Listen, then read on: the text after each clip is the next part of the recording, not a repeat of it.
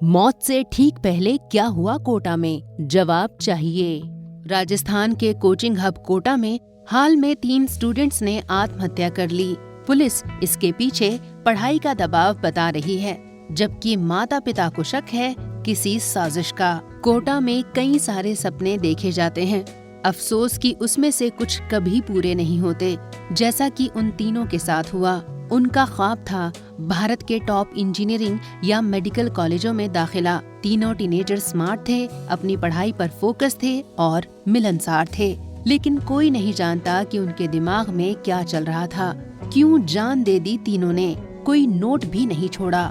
आधिकारिक रिकॉर्ड कहता है कि बिहार के गया के रहने वाले 18 साल के उज्जवल कुमार, सुपौल के छोटे से शहर त्रिवेणीगंज के 16 साल के अंकुश आनंद और मध्य प्रदेश के शिवपुरी के 17 वर्षीय प्रणव वर्मा ने कोटा के अपने प्राइवेट हॉस्टल रूम में आत्महत्या कर ली।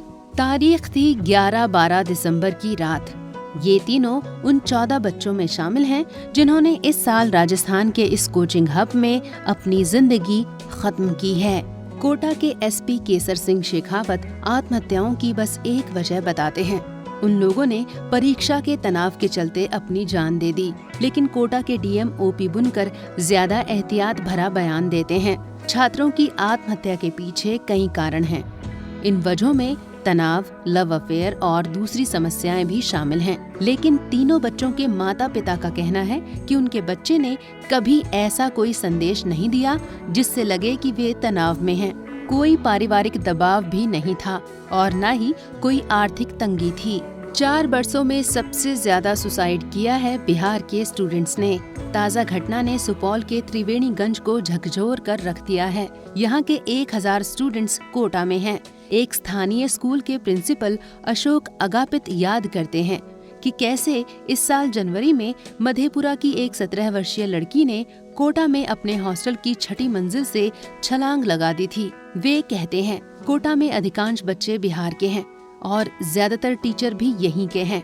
हमें सोचना चाहिए कि उन्हें वहां जाने की जरूरत क्यों है, वही चीज यहाँ क्यों नहीं हो सकती। एक और घटना ने पेरेंट्स को डरा दिया है।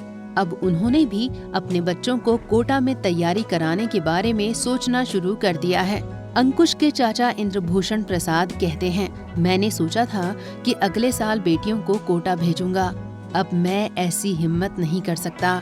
मेरे कुछ दोस्त भी ऐसा ही सोच रहे हैं। तीनों बच्चों की आत्महत्या ने घर वालों और दूसरे अभिभावकों को हिलाकर रख दिया है। पीड़ित परिवारों को लगता है कि बात कुछ और भी हो सकती है। तीनों परिवारों ने प्राइवेट हॉस्टल को दोषी ठहराया है। उनका कहना है कि हो सकता है कि हॉस्टल में उनके बच्चे के साथ कुछ भयानक हुआ हो।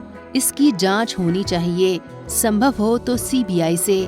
शिवपुरी के रहने वाले प्रणव के पिता ब्रजेश वर्मा एक वकील हैं। वे कहते हैं, हॉस्टल और वहाँ के माहौल में कुछ तो अजीब है।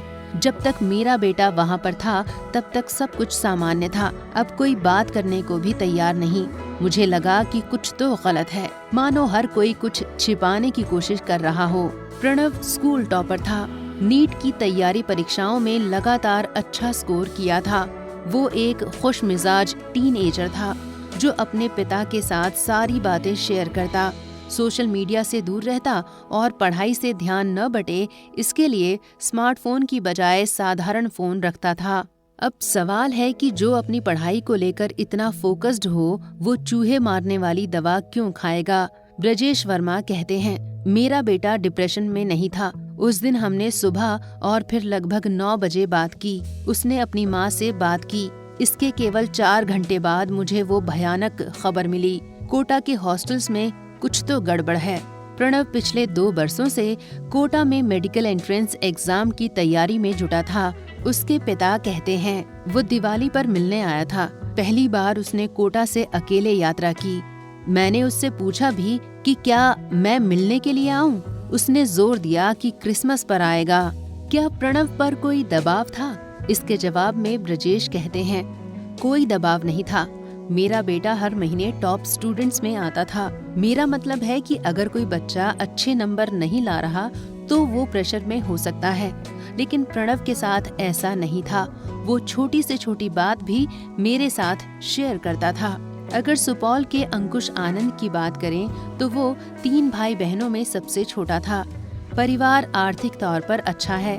उसकी ज्यादातर स्कूल लाइफ बिहार के हॉस्टल्स में बीती।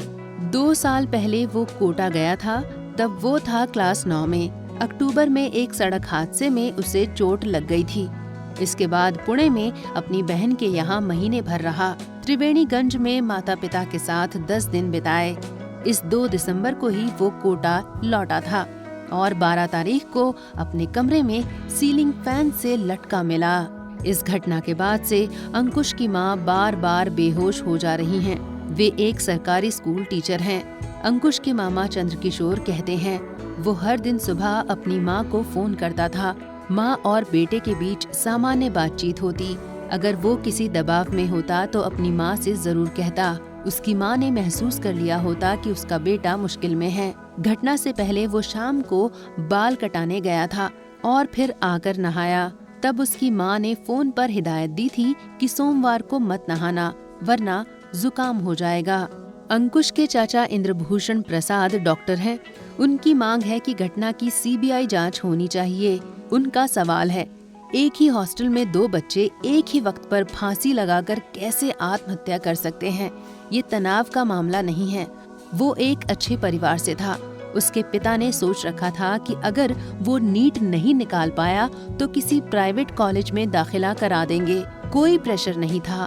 तीसरे स्टूडेंट उज्जवल की कहानी भी कुछ ऐसी ही है। परिवार बिहार के गया का रहने वाला है।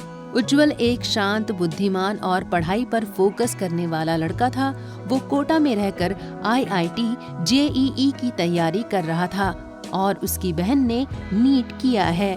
पिता प्रवेंद्र कुमार सरकारी ठेकेदार हैं। उन्होंने बच्चों की पढ़ाई पर बहुत निवेश किया है। वे कहते हैं, उज्जवल 6 महीने पहले ही कोटा गया था। कोई दबाव नहीं था, कोई आर्थिक दिक्कत नहीं थी। मैं हर महीने 30,000 रुपए भेजता था। प्रवेंद्र और उनकी पत्नी रिंकी कुमारी इस सवाल का जवाब पाने की कोशिश कर रहे हैं कि उज्जवल ने अपनी जान क्यों दी। परिवार को किसी साजिश का शक है। प्रवेंद्र बताते हैं, उसने 11 दिसंबर को रात करीब 8:30 बजे अपनी मां से वीडियो कॉल पर बात की थी। कुछ देर के लिए मैंने भी बात की। रात 10 बजे उसने बाहर से खाना मंगाया और 60 रुपए ई-वॉलेट से पे किए। वो अपनी बहन के हॉस्टल में गया और उसे ATM कार्ड दिया। उसने कहीं से भी जाहिर नहीं किया कि वो किसी परेशानी में है।